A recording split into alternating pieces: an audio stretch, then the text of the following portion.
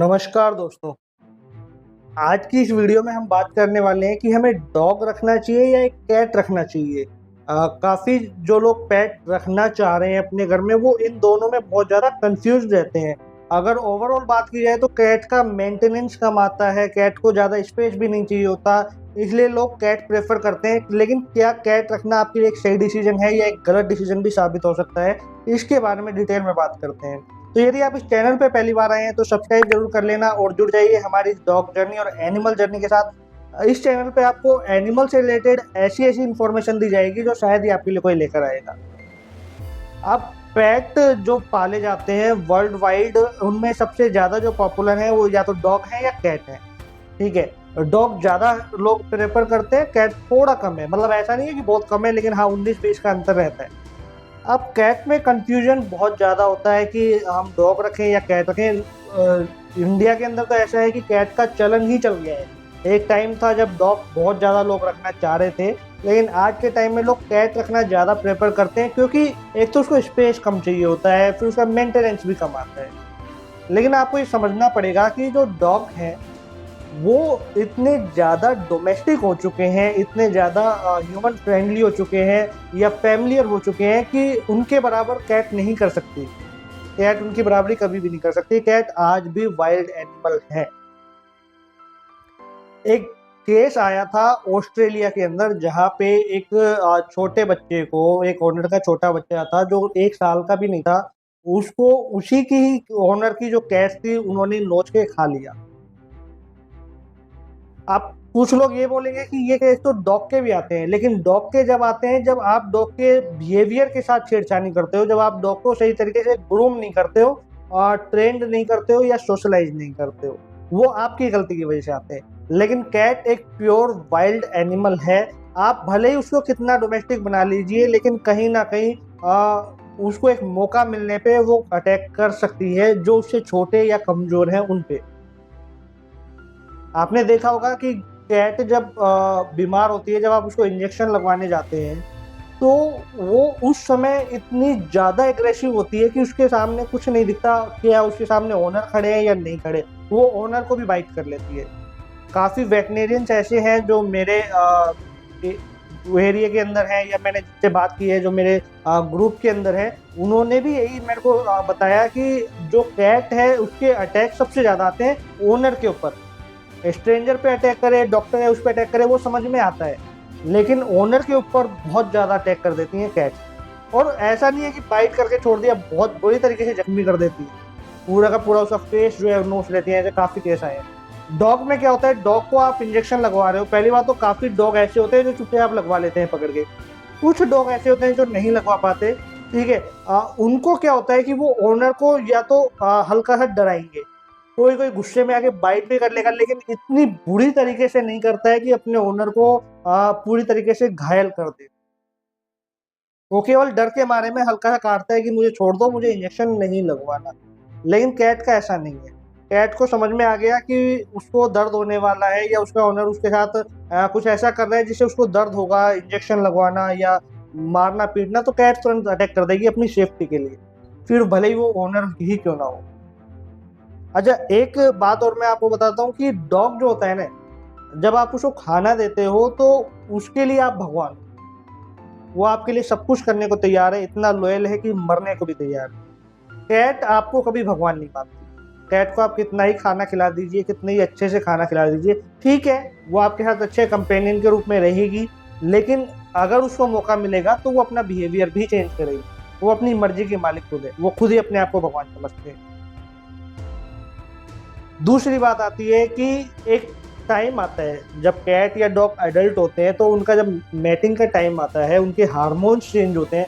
उस समय आपने देखा होगा, चाहे डॉग हो चाहे कैट हो, वो थोड़े एग्रेसिव हो जाते हैं या थोड़े अपनी मनमानी करने लग जाते हैं, यदि उनको टाइम पे मैट नहीं करवाया जाए, मैटिंग के लिए नहीं ले जाया जाए तो। लेकिन डॉग को आप काफ़ी हद तक कंट्रोल में कर सकते हो, कैट को आप कंट्रोल में नहीं कर पाओगे। अगर कैट को आप केज में रखोगे तो वो पूरे पूरे दिन रोती रहेगी, पूरे पूरे दिन। और यदि आपने 2 दिन से ज़्यादा केज में बंद कर दिया कैट को, उस टाइम पे जब वो मैटिंग का टाइम हो, स्पेशली अगर वो कोई मेल कैट है, तो यकीन मानिए वो खुलते ही सबसे पहले या तो आप पे बाइट करेगी या उससे जो छोटे कमजोर है उनके ऊपर बाइट करेगी। तो ऐसे केस आते हैं कैट के। तो मैं प्रेफर यही करता हूँ कि यदि आपके घर में छोटे बच्चे हैं, आपको एक अच्छा कंपेनियन चाहिए तो आप डॉग रखिए। अगर आपके पास स्पेस कम है तो स्मॉल ब्रीड के भी डॉग आते हैं, ऐसा नहीं है कि आपको बड़े ही डॉग रखने हैं, ठीक है। कैट को थोड़ा अवॉइड कीजिए क्योंकि कैट आज तक इतनी अच्छी डोमेस्टिक, ह्यूमन फ्रेंडली और लॉयल नहीं हो पाई है इंसानों के लिए। आज भी कैट में वो वाइल्डनेस है, वो जंगलीपन है, और वो काफ़ी टाइम तक रहेगा। चाहे आप अलग अलग ब्रीड की कैट की बात कर लीजिए, है ना, चाहे पर्शियन कैट हो या जो भी कैट है, चाहे वो नॉर्मल जो इंडिया की कैट होती है जंगलों वाली वो भी हो, चाहे वो कोई हाइब्रिड कैट हो, उनमें फैमिली नेचर इतना नहीं।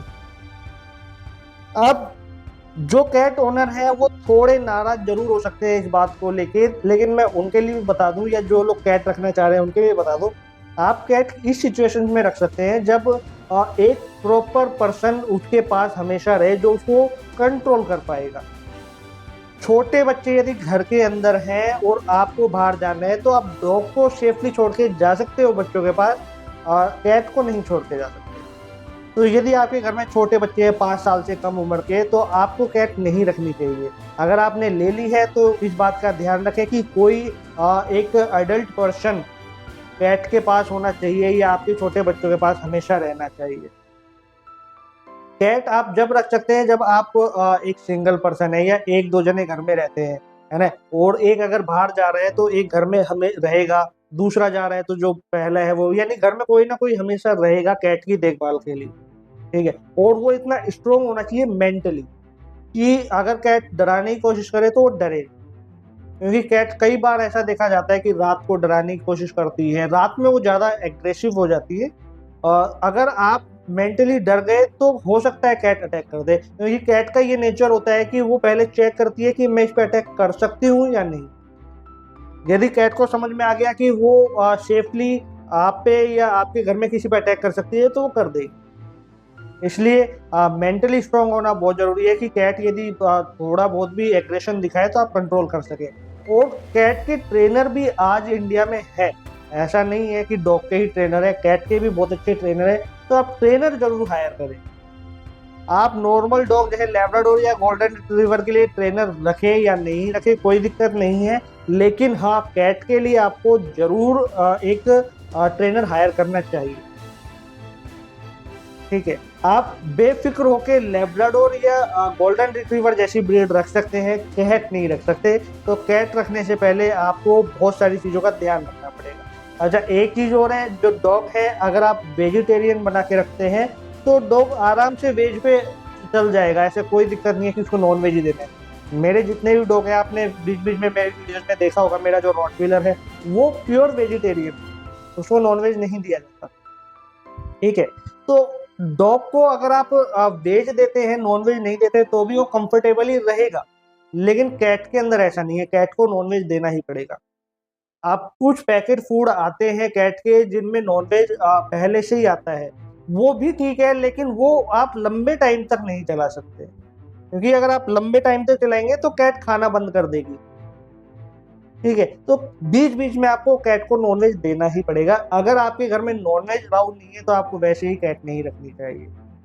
अगर कुछ ऐसा है जो टॉपिक जो मुझसे छूट गया हो और आपको कुछ डाउट हो तो आप मुझसे पूछ सकते हैं। यदि ये वीडियो आपको अच्छी लगी तो ज़्यादा से ज़्यादा शेयर जरूर कर देना। इस वीडियो पे अब तक बने रहने के लिए आपका बहुत बहुत धन्यवाद।